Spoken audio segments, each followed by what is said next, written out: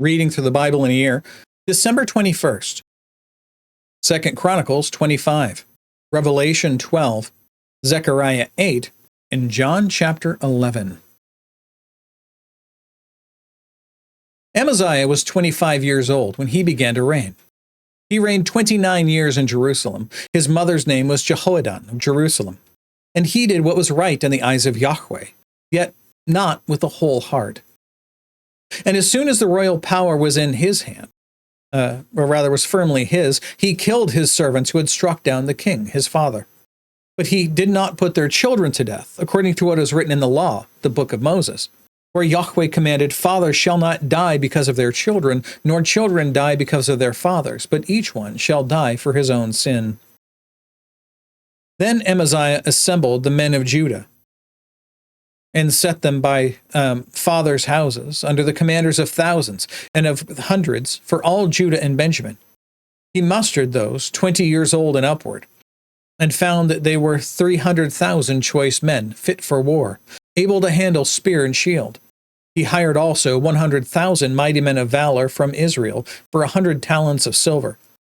But a man of God came to him and said, O king, do not let the army of Israel go with you. For Yahweh is not with Israel, with all these Ephraimites. But go, act, be strong for battle. Why should you suppose that God will cast you down before the enemy? For God has power to help or to cast down. And Amaziah said to the man of God, But what shall we do about the 100 talents that I have given to the army of Israel? The man of God answered, Yahweh is able to give you much more than this. Then Amaziah discharged the army that had come to him from Ephraim to go home again. But they became very angry with Judah, returned home in fierce anger. But Amaziah took courage and led out his people and went to the valley of Salt and struck down 100,000 men of Seir.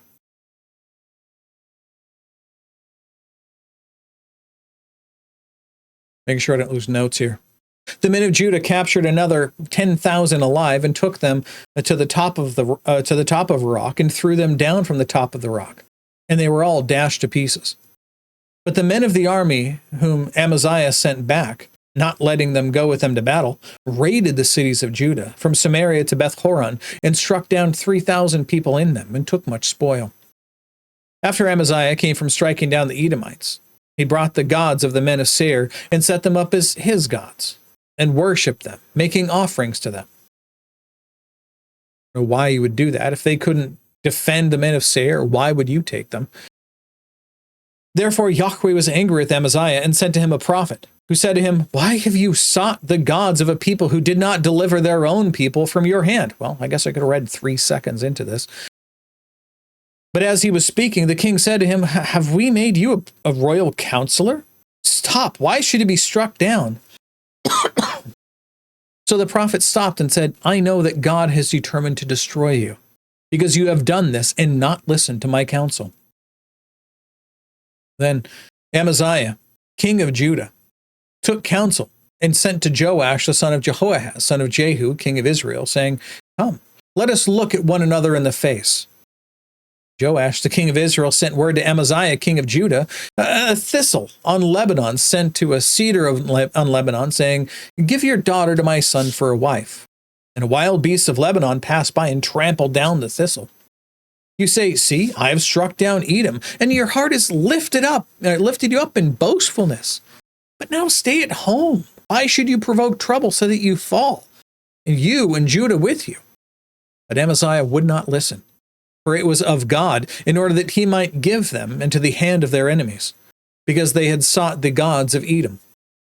So Joash, king of Israel, went up, and he and Amaziah, king of Judah, faced one another in battle at Beth-shemesh, which belongs to Judah. And Judah was defeated by Israel, and every man fled to his home. And Joash, king of Israel, captured Amaziah, king of Judah, the son of Joash, son of Ahaziah, at Beth-shemesh, and brought him to Jerusalem, and broke down the wall of Jerusalem for 400 cubits, about 600 feet, from the Ephraim gate to the corner gate. And he seized all the gold and silver and all the vessels that were found in the house of God, in the care of Obed-Edom. He seized also the treasuries of the king's house, also hostages, and he returned to Samaria. Amaziah, the son of Joash, king of Judah, lived 15 years after the death of Joash, the son of Jehoahaz, king of Israel. Now the rest of the deeds of Amaziah, from first to last, are they not written in the book of the kings of Judah and Israel? From the time when he turned away from Yahweh, they made a conspiracy against him in Jerusalem, and he fled to Lachish. But they sent after him to Lachish and put him to death there. And they brought him on horses, and he was buried with his fathers in the city of David. Concluding today in Revelation chapter 12. Nope, not concluding, just moving on to Revelation chapter 12. It's the last book of the Bible. You can see why my brain goes there, but that's not at all what's happening here. So, once again, questions, concerns, tons of notes on the side. Strongly recommend that you read them. And a great sign appeared in heaven, a woman clothed with the sun. Again, read the notes. With the moon under her feet and a crown on her head, a crown of 12 stars. She was pregnant and was crying out in birth pains and agony and giving birth. And another sign appeared in heaven. Behold, a great red dragon with 7 heads and 10 horns, and on his heads 7 diadems, or small crowns. And his tail swept down a third of the stars of heaven and cast them to the earth. And the dragon stood before the woman who was about to give birth, so that when she bore her child, he might devour it. She gave birth to a male child, one who was to rule all the nations with a rod of iron. But her child was caught up to God and to his throne. And the woman fled into the wilderness, where she has a place prepared by God, in which she is to be nourished 1,260 days.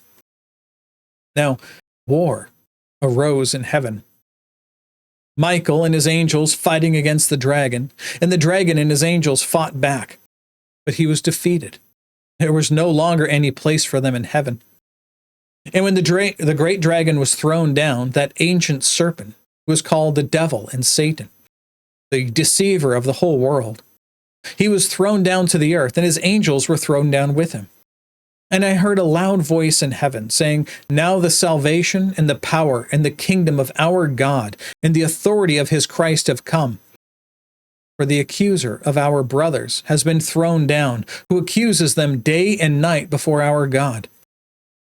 And they have conquered him by the blood of the Lamb and by the word of their testimony. For they love not their lives even unto death.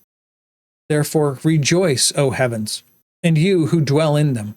But woe to you, O earth and sea, for the devil has come down to you in great wrath, because he knows that his time is short." When the dragon saw that he had been thrown down to the earth, he pursued the woman who had given birth to the male child.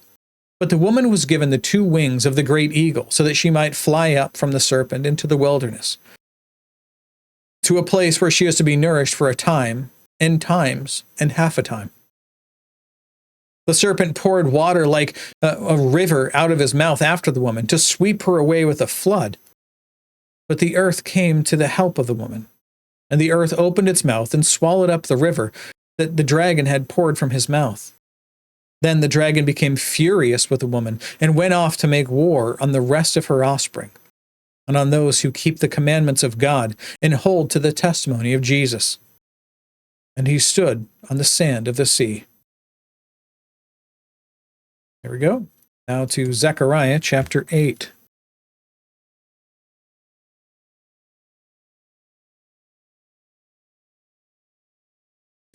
And the word of Yahweh of hosts came, saying, "Thus says Yahweh of hosts, I am jealous for Zion with great jealousy, and I am jealous for her with great wrath.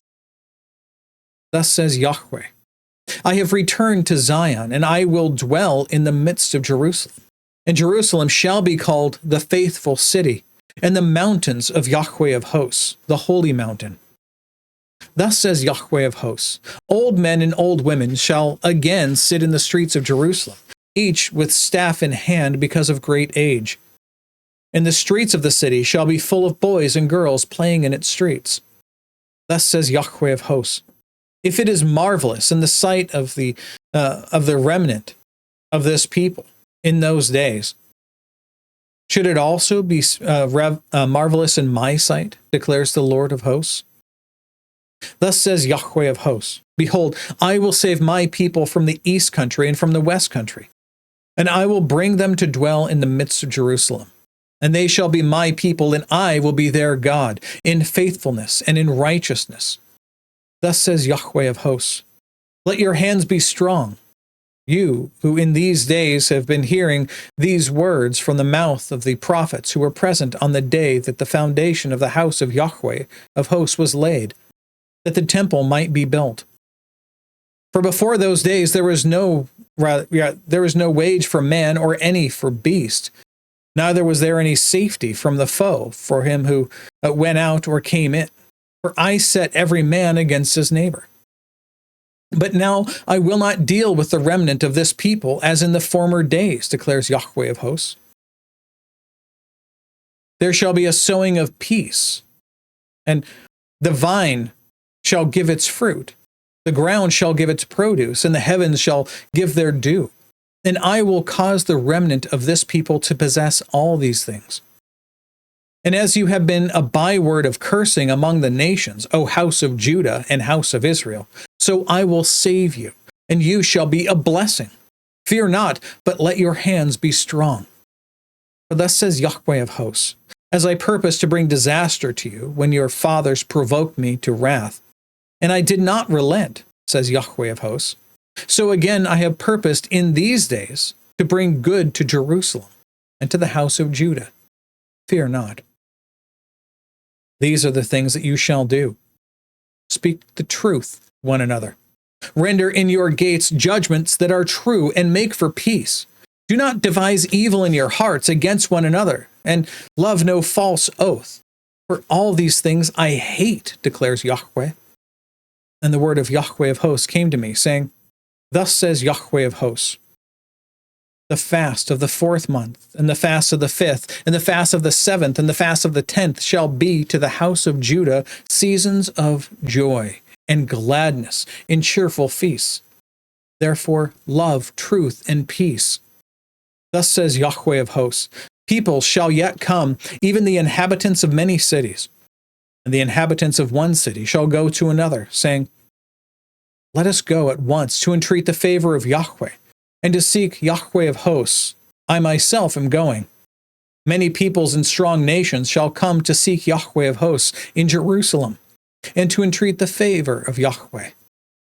Thus says Yahweh of hosts, in those days 10 men from the nations of every tongue shall take hold of the robe of a Jew, saying, let us go with you, for we have heard that God is with you. Including today in John 11.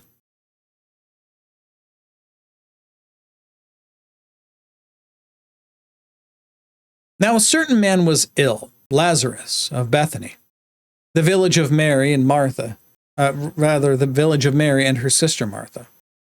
It was Mary who had anointed the Lord with ointment and wiped his feet with her hair, whose brother Lazarus was ill. So the sisters sent to him, saying, Lord, he whom you love is ill. But when Jesus heard it, he said, this illness does not lead to death. It is for the glory of God, so that the Son of God may be glorified through it. Now, Jesus loved Martha and her sister and Lazarus. So when he heard that Lazarus was ill, he stayed 2 days longer in the place where he was. After this, he said to the disciples, let us go to Judea again. The disciples said to him, Rabbi, the Jews were just now seeking to stone you, and are you going there again? Jesus answered, are there not 12 hours in the day? If anyone walks in the day, he does not stumble, because he sees the light of this world. But if anyone walks in the night, he stumbles, because the light is not in him. After saying these things, he then said to them, our friend Lazarus has fallen asleep, but I go to awaken him. Well, the disciples said, Lord, if he has fallen asleep, he will recover. Now, Jesus had spoken of his death, but they thought he meant taking rest and sleep. This is probably where the euphemism for death for Christians comes from, the falling asleep. So Jesus told them plainly, Lazarus has died. But for your sake, I'm glad that I was not there, so that you may believe. But let us go to him. So Thomas, called the twin, said to his fellow disciples, "Let us also go, that we may die with him." Now when Jesus came, he found that Lazarus had already been dead, or in the tomb 4 days. Bethany was near Jerusalem, about 2 miles off, and many of the Jews had come to Martha and Mary to console them concerning their brother. So when Martha heard that Jesus was coming, she went and met him, but Mary remained seated in the house. And Martha said to Jesus, "Lord, if you had been here, my brother would not have died. But even now I know that whatever you ask from God, God will give you." And Jesus said to her, "Your brother will rise again." Martha said to him, I know. He will rise again in the resurrection on the last day. And Jesus said to her, "I am the resurrection and the life. Whoever believes in me, though he die, yet shall he live. And everyone who lives and believes in me shall never die. Do you believe this?"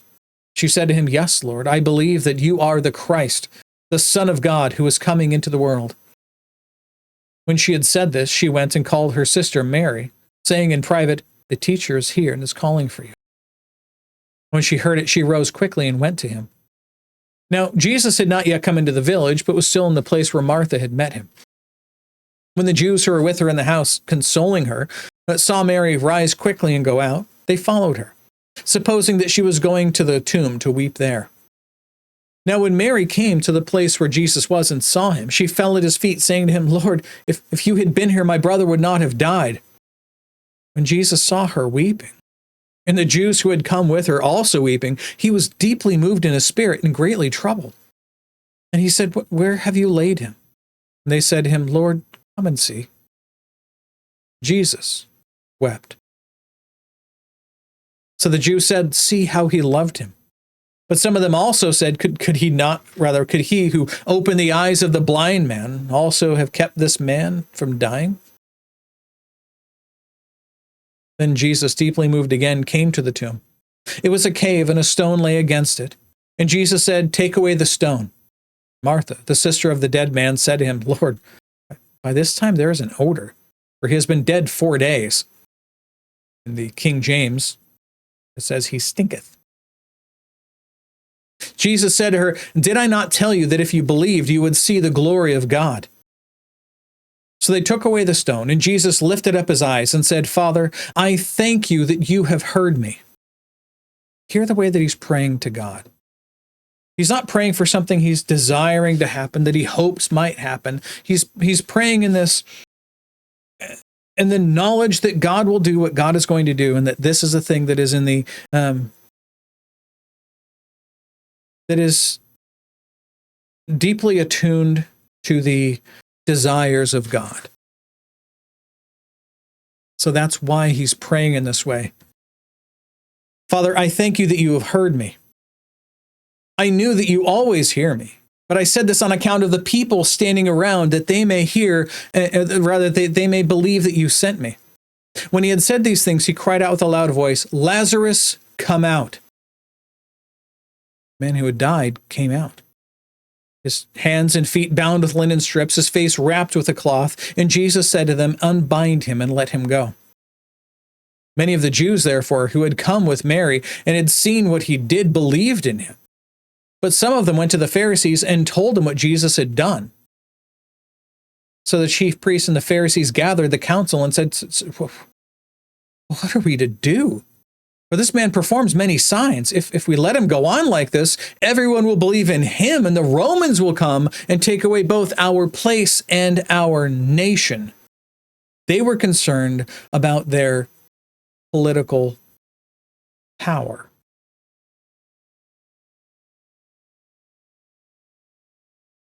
But one of them, Caiaphas, who was high priest that year, said to them, "You know nothing at all, nor do you understand that it is better for you that one man should die for the people, not that the whole nation should perish."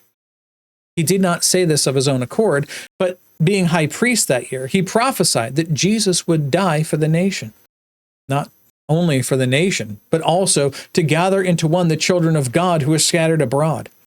So from that day on, they made plans to put him to death. Jesus, therefore, no longer walked openly among the Jews, but went from there to the region near the wilderness, to a town called Ephraim, and there he stayed with the disciples. Now, the Passover of the Jews was at hand, and many went up from the country to Jerusalem before the Passover to purify themselves. They were looking for Jesus and saying to one another as they stood in the temple, "What do you think? That he will not come to the feast at all?" Now the chief priests and the Pharisees had given orders that if anyone knew where he was, that they should let them know so that they might arrest him. That's it. That's all the reading and all of the notes for today. God willing, we'll be back tomorrow. Behold, the word of the Lord.